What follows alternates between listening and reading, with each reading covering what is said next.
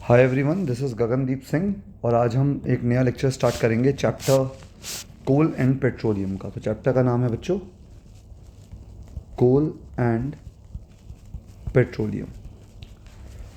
तो सबसे पहले बात करते हैं कोल हो या पेट्रोलियम, ये दोनों फॉसिल फ्यूल्स हैं। अब अगर फॉसिल फ्यूल्स को समझना है तो पहले हमें समझना पड़ेगा रिसोर्सेज को। तो हमारा चैप्टर जो स्टार्ट होता है वो होता है शब्द रिसोर्सेज से। तो सबसे पहले सवाल आता है, सर रिसोर्सेज क्या होते हैं? तो resources is anything that is useful for us. कोई भी चीज़ अगर हमारे लिए काम की है तो वो रिसोर्सेस है।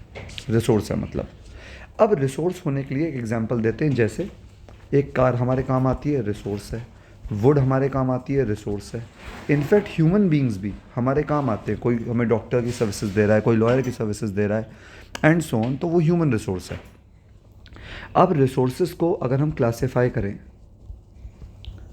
अच्छा एक चीज़ और, अगर रिसोर्सेज को हम थोड़ा और डिटेल में जानें तो रिसोर्स होने के लिए कंडीशन और होती है।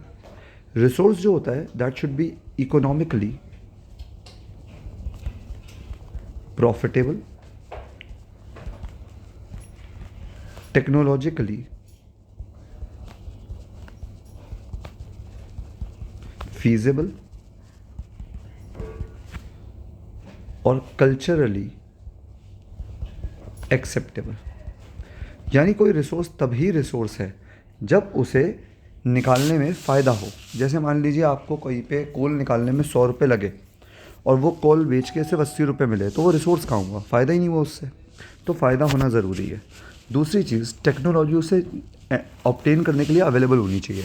मान लीजिए कोई क्या अंटार्कटिका के नीचे 10 लाख का पेट्रोल है मान लो, लेकिन आप पे ऐसी टेक्नोलॉजी ही नहीं है कि आप प्रॉफिटेबली उसे निकाल पा रहे हो या उस बर्फ़ की चट्टानों को से निकाल पा रहे हो वो चीज़ तोड़ के, तो वो रिसोर्स कहाँ हुआ? यानी टेक्नोलॉजिकली फीजेबल होना चाहिए। और तीसरी चीज़ कल्चरली एक्सेप्टेबल, कि जो आप रिसोर्स निकाल रहे हो लोग उसे एक्सेप्ट करें, लोग माने कि हाँ भाई हम इसे यूज़ करना चाहते हैं। तो कल्चरली एक्सेप्टेबल होना चाहिए, तभी वो रिसोर्स है, वरना वो रिसोर्स नहीं है। जैसे मैं एक एग्जांपल देता हूँ, मान लो कोई एक तरीके की आपने मशीन निकाली जो एक जगह पे कोई हेल्प कर रही है, पर वहाँ के लोग वो मशीन यूज़ नहीं करना चाह रहे क्योंकि उससे पोल्यूशन हो रहा है। वहाँ के लोग कह रहे हैं कि हम ये मैनुअली काम करेंगे, हमें उससे जॉब भी मिल रही है। मतलब कल्चरली लोग उस चीज़ को एक्सेप्ट ही नहीं कर रहे, तो वो रिसोर्स नहीं हुआ, तो वो मशीन रिसोर्स नहीं हुई। रिसोर्स तब जब फ़ायदा भी हो, उसे निकालने के साधन भी हों, टेक्नोलॉजी भी हो और लोग उसे एक्सेप्ट भी करें। अब रिसोर्सेज को अगर क्लासीफाई करा जाए तो रिसोर्सेज दो तरीके के होते हैं। एक एग्जॉस्टेबल रिसोर्सेज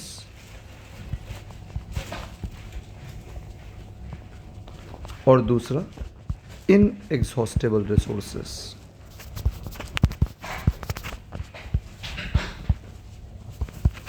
एग्जॉस्टेबल रिसोर्स वो जो वक्त के साथ ख़त्म हो जाएंगे, मतलब अगर मैं ऐसे हिंदी में लिख दूँ तो जो ख़त्म हो जाएंगे, और इनएग्जॉस्टेबल हो गए जो ख़त्म नहीं होंगे या ख़त्म नहीं होंगे। जैसे अगर सनलाइट की बात करो, सन की बात करो, विंड की बात करो, वाटर की बात करो, ये सारे रिसोर्स अपने आप को रिन्यू कर लेते हैं, रिन्यूएबल हैं या कहो इनएग्जॉस्टेबल है, ख़त्म नहीं होते। पर वहीं आप बात करो कोल की, पेट्रोलियम की, ये सब चीज़ें ख़त्म हो जाती हैं, तो ये सब एग्जॉस्टेबल हैं। अब अगर हम स्पेसिफिकली फॉसिल फ्यूल्स की बात करें तो फॉसिल फ्यूल्स वो हैं जो प्लांट्स या छोटे एनिमल्स के मरने के बाद जब वो दब गए, कुछ माइक्रोबियल एक्टिविटी हुई और ज़मीन के नीचे दबते चले गए, मिट्टी की लेयर उसके ऊपर आती चली गई, तो जो दबते चले गए नीचे जाके उन पर बहुत हाई प्रेशर लगा ऊपर मिट्टी की वजह से, नीचे धरती की तरफ टेम्परेचर ज़्यादा लगा, तो वो फॉसिल फ्यूल बन गए। हमारे चैप्टर में हमें दो फॉसिल फ्यूल मेनली पढ़ने हैं, पहला है कोल, दूसरा है पेट्रोलियम। तो सबसे पहले हम स्टार्ट करेंगे कोल के बारे में पढ़ना। तो कोल में सबसे पहले कोल की बात करें तो कोल में कार्बन होता है जो कि हम जलाते हैं और उससे हमें हीट मिलती है। अब अगर हम बात करें कार्बोनीफेरस पीरियड की, यानी आज से 350 मिलियन ईयर्स अगो की बात कर रहे हैं, जब कार्बोनीफेरस पीरियड कहलाता था। इस समय बहुत सारे स्वम्पी लैंड थे। स्वम्पी लैंड मतलब land which was covered by water. ऐसे टाइम पे जो पेड़ वगैरह जब मर रहे थे, गिरते थे, तो जब दब जाते थे इन स्वम्पी लैंड के अंदर, ऊपर मिट्टी वगैरह आती जाती थी, वो नीचे दबते चले जाते थे, तो माइक्रोबियल एक्टिविटी भी होती थी, उस पर प्रेशर भी लगता था मिट्टी का ऊपर जो पानी के संग आ रही है, और नीचे हाई टेम्परेचर भी लगता था। ऐसे में ये सब कन्वर्ट हो गए टू कोल, और क्या बन गया? कोल बन गया। अब जब आप कोल को निकालना है तो आप माइनिंग करके निकालते हो। कोल की 4 कैटेगरी होती हैं: पीट, लिग्नाइट, बिटुमिनस और एंथ्रासाइट। हर बुक में परसेंटेज अलग दिया होता है कि कितना % कार्बन होगा तो कौन सा कोल कहलाएगा, पर देखो कुछ ऐसा फिक्स्ड नहीं है, 2-4% ऊपर नीचे चलता है। तो आप अपनी बुक को फॉलो करेंगे, लेकिन एक मोटा मोटा समझें तो पीट में तकरीबन 60% कार्बन होता है, लिग्नाइट में तकरीबन 70%, बिटुमिनस में तकरीबन 80% और एंथ्रासाइड में तकरीबन 90%। पर आप वो डेटा प्रेफर करिएगा जो आपकी बुक में दिया हो, क्योंकि हर बुक में डेटा थोड़ा थोड़ा अलग है। अब आप माइनिंग करके निकालते हो तो सबसे जो कम पुराना होता है वो पीट होता है, तो उसमें कार्बन भी कम है, इतना अच्छा फ्यूल नहीं है। फिर लिग्नाइट है, फिर बिटुमिनस है और फिर एंथ्रासाइट है। अब कोल एक प्राइमरी फ्यूल है। कोल क्या है भाई, ध्यान से सुनना। कोल एक प्राइमरी फ्यूल है, मतलब जैसा निकला आपने वैसा का वैसा उसे फ्यूल की तरह यूज़ करा। अब अगर इस फ्यूल पे आप कुछ प्रोसेस करो और कोई नया फ्यूल बना लो तो उसे बोलते हैं सेकेंडरी फ्यूल। तो अब हम ये देखेंगे कि कोल पे हम क्या प्रोसेस कर सकते हैं। तो अब हम एक नया टॉपिक पढ़ने जा रहे हैं, that is known as destructive distillation of coal. तो अब हम पढ़ने जा रहे हैं डिस्ट्रक्टिव डिस्टिलेशन ऑफ कोल। तो पहले हमने क्या किया, हमने एक इस तरीके से ट्यूब ली है,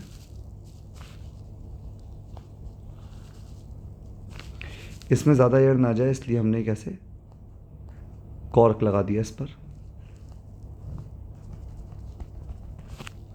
इसमें से भी हमने एक ट्यूब पास करी है।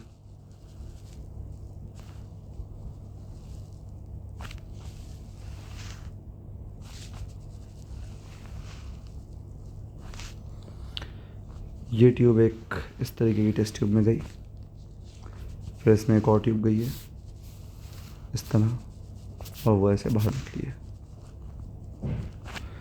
इसमें हमने थोड़ा सा पानी डाल दिया है।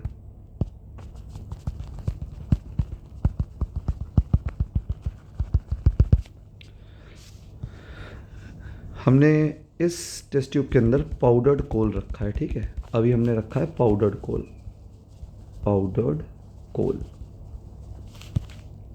और नीचे हमने इसको गर्म कराया with the help of a Bansal burner, यानी एक बर्नर जो कि लैब्स में होता है, गैस पास करके इसे हम जला सकते हैं।